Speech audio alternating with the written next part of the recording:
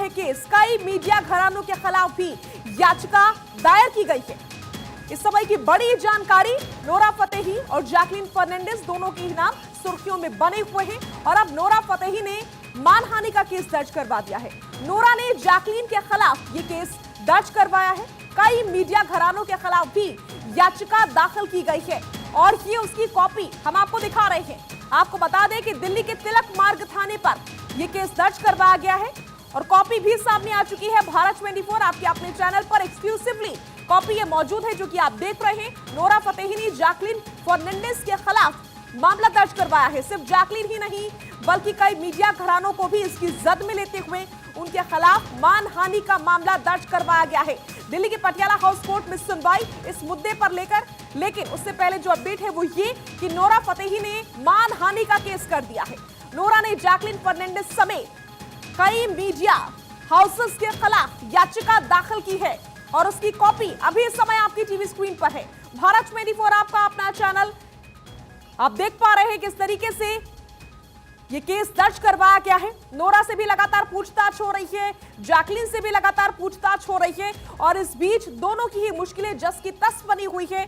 और इसी बीच अपने आप में ये बड़ा ब्रेकिंग अपडेट है कि इस मामले में एक नया मोड़ हो जाता है, नया मोड़ सामने आ गया है। नोरा फतेही ने अपने खिलाफ जो बातें चल रही है उसको लेकर के मानहानि का केस कर दिया है, मानहानि का मुकदमा कर दिया है नोरा फतेही ने, जिसमें जैकलीन फर्नांडिस का नाम खुल करके लिया गया है। जैकलीन फर्नांडिस के खिलाफ यह मामला दर्ज हुआ है और इसके अलावा कई मीडिया हाउसेस भी हैं। और इसी खबर पर ज्यादा जानकारी और बातचीत के लिए हमारे सहयोगी रवि यादव हमारे साथ जुड़े हैं। रवि, जानकारी ये मिल रही है कि नोरा फतेही ने जैकलीन समेत कई मीडिया हाउसेस हैं जिनके खिलाफ केस दर्ज करवाया है। क्या कहा गया है इस केस के जरिए, क्या दावा किया जा रहा है, क्या बात कही जा रही है? मानहानि का केस हुआ है, ये जानकारी है।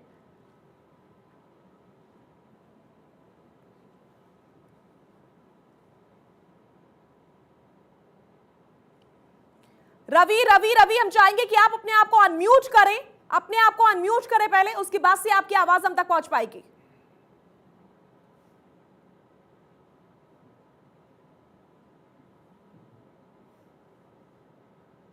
रवि से एक बार फिर से संपर्क करने की कोशिश करेंगे। बड़ी जानकारी मैं आपसे साझा कर रही हूं। दिल्ली के पटियाला हाउस कोर्ट में सुनवाई इस मामले को लेकर के नोरा फतेही ने दर्ज करवाया है मानहानि का केस। बड़ी जानकारी आपके लिए, लगातार सियासी घमासान के बीच इधर भी बहुत कुछ चल रहा है।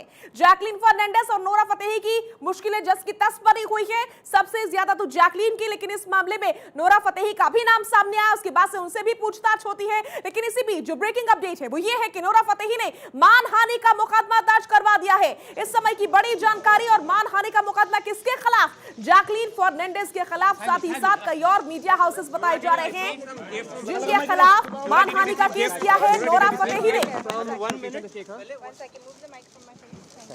Did you receive case on Sukesh Chandrasekhar?